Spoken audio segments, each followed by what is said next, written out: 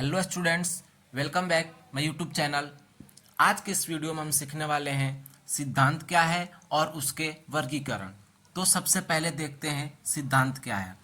सिद्धांतो नाम यत् परीक्षके बहुविध परीक्ष हेतु भी साधित्वा स्थापते निर्णय।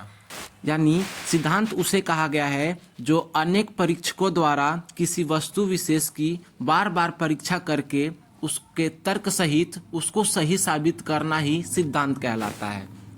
यानी किसी वस्तु को अनेक परीक्षकों द्वारा उसकी परीक्षा करके यानी उसको जांच पड़ताल करके उसके रीजन के साथ उसको सही साबित करना ही सिद्धांत कहलाता है।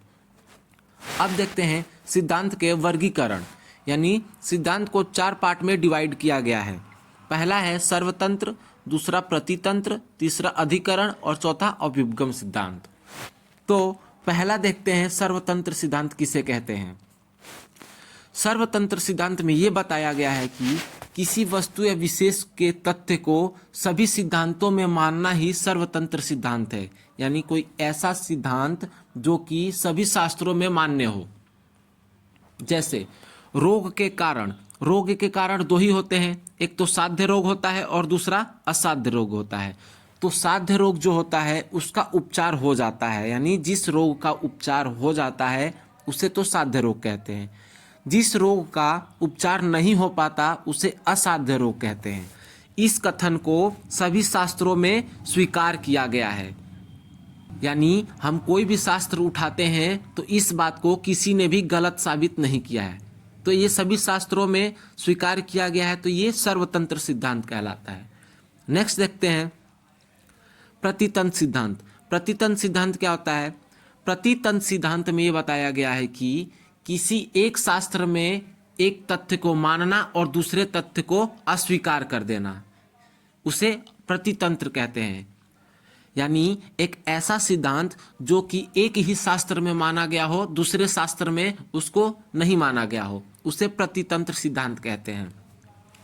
उदाहरण देखते हैं, किसी शास्त्रों में रसों की संख्या 6 बताया गया है तो किसी शास्त्रों में 8 भी माना गया है। यानी ये दोनों बातें भिन्न हो गई, किसी में तो 6 माना जा रहा है और किसी में 8 माना जा रहा है। तो इससे क्या हो रहा है कि अलग अलग शास्त्रों में अलग अलग मान्यताएं हो रही हैं।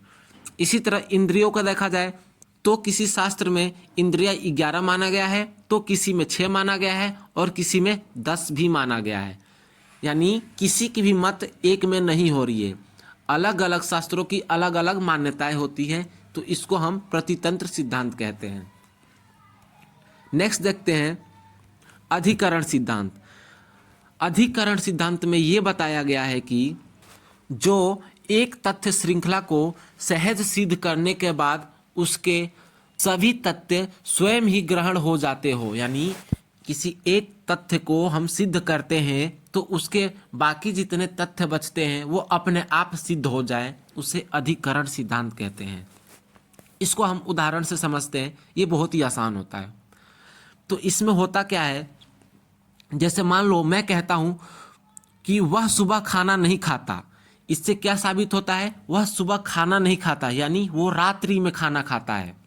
वो सुबह खाना नहीं खाता यानी वो रात में खाना खाता है। तो हमने एक चीज सिद्ध किया तो दूसरा अपने आप सिद्ध हो जाता है। इसी तरह एक साधारण एग्जाम्पल देखें तो इसमें होता है, जैसे मैं कहता हूं आप लोग पढ़ाई नहीं करोगे तो इसका परिणाम एग्जाम में क्या आएगा, सिंपल सी बात है, फेल हो जाएंगे। यानी हम पढ़ाई नहीं करेंगे तो एग्जाम में फेल हो जाएंगे। हम एक तथ्य को साबित कर रहे हैं तो दूसरा अपने आप साबित हो जा रहा है, तो इसको हम अधिकरण सिद्धांत कहते हैं। नेक्स्ट देखते हैं अभ्युपगम सिद्धांत। इसको हम हाइपोथेटिकल थ्योरी भी कहते हैं, यानी ये सब हाइपोथेटिकल होती है। इसमें क्या बताया गया है, इस सिद्धांत में बताया गया है कि जो किसी वस्तु या विशेष को प्रस्तुत करते समय यद्यपि वो असिद्ध हो या अपरीक्षित हो, यानी हम उसको सिद्ध नहीं किए हैं, उसका हमने अभी तक परीक्षण नहीं किया है, उसके बावजूद भी उसको हम सही साबित करते हैं, उसे अभ्युपगम सिद्धांत कहते हैं। यानी इसको हम दूसरे सिंपल लैंग्वेज में समझे तो इसका डेफिनेशन ये हो सकता है कि किसी विशेष व्यक्ति, आचार्य या किसी प्रमुख व्यक्ति की कही गई बात को ही मान लेना अभ्युपगम सिद्धांत कहलाता है। इसका एग्जाम्पल हम अपने घरों में कोरिलेट कर सकते हैं। जैसे कि अपने घरों में जो बड़े बुजुर्ग होते हैं वो कोई ऐसी बात बोल देते हैं जिसको घर में सबको मानना पड़ता है, यानी उन्होंने जो कह दिया वही मान्य होगा, तो उसे हम अभ्युपगम सिद्धांत कहते हैं। जैसे कि पुराने समय में आचार्यों द्वारा कही गई बात को ही सही साबित कर दिया जाता था, तो उसे हम अभ्युपगम सिद्धांत कहते हैं। उदाहरण देखें तो शास्त्रों में कभी कभी गुण को प्रधान माना जाता है, तो कभी कभी वीर्य को प्रधान मान लिया जाता है।